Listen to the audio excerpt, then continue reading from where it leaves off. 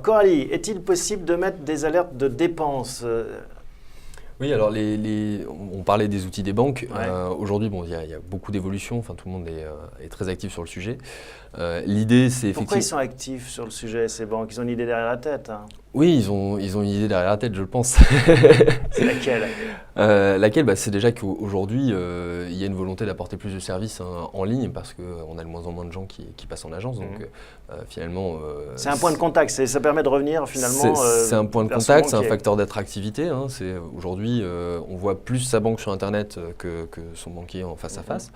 Et voilà, il faut être le meilleur conseiller possible et le meilleur coach possible pour reprendre votre analogie tout à l'heure. Surtout qu'il y a une pression qui monte avec les GAFA, hein, Google, Amazon, Facebook, Apple, qui s'intéressent aussi de plus en plus à ce marché parce que c'est un marché qui repose sur l'information, une information digitale, et qui dit information digitale dit GAFA. Voilà, parce que on voit beaucoup d'initiatives en ce moment. Il y a Apple qui a lancé par exemple son système de paiement aux États-Unis, Facebook qui permet aussi aux États-Unis de s'envoyer de l'argent entre amis là, depuis la semaine dernière. Donc on voit vraiment des... L'argent intéresse ces acteurs. Ça les intéresse parce que c'est aussi un secteur rémunérateur. Les flux d'argent, c'est quelque chose qui se rémunère dans la profession.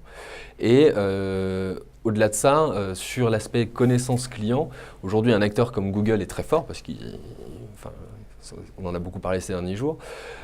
Mais si on prend l'exemple de la vie financière, eux vont s'intéresser d'une part à l'assurance. Ils ont déjà débuté aux États-Unis, lancé il y a quelques semaines un premier comparateur d'assurance auto. Et on sait aussi qu'ils sont en train de s'intéresser au prix immobilier.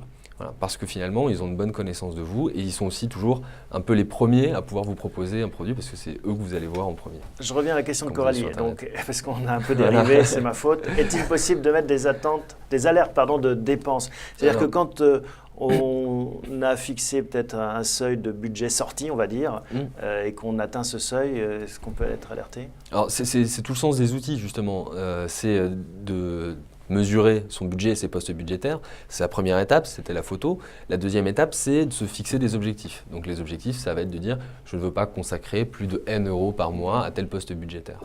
Voilà. Les outils aujourd'hui finalement analysent en quasi temps réel les mouvements qui arrivent sur votre compte.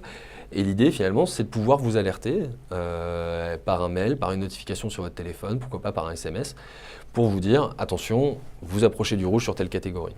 Bien sûr. Pas encore une décharge électrique, hein. Non. Coralie, encore une question de Coralie. Est-ce que ces outils me permettent d'archiver les factures associées à mes dépenses? Ça me rappelle un peu vraiment la gestion d'entreprise. Là, on est vraiment dans la comptabilité presque pure et dure. Oui, alors ça, c'est vraiment... il y a quelques initiatives qui existent déjà, mais ça va peut-être devenir une grande tendance dans les banques. C'est effectivement, il y a certaines applications qui vont récupérer pour vous toutes vos factures de téléphone, d'assurance, etc. et qui vont les stocker dans un espace unique et qui vont pouvoir les mettre en face de vos relevés de compte, en fait. Et l'intérêt, c'est quoi? L'intérêt, alors d'une part, c'est un intérêt qui permet d'avoir toutes les informations essentielles sur votre budget dans un même espace. C'est vrai que par exemple, on va acheter un lave-vaisselle, la facture va être enregistrée sur cet espace. Si jamais on a un problème et qu'on veut faire jouer la garantie, on saura tout de suite où est la facture. On n'aura pas à replonger dans les factures papier qu'on aura plus ou moins archivées, on ne sait trop où.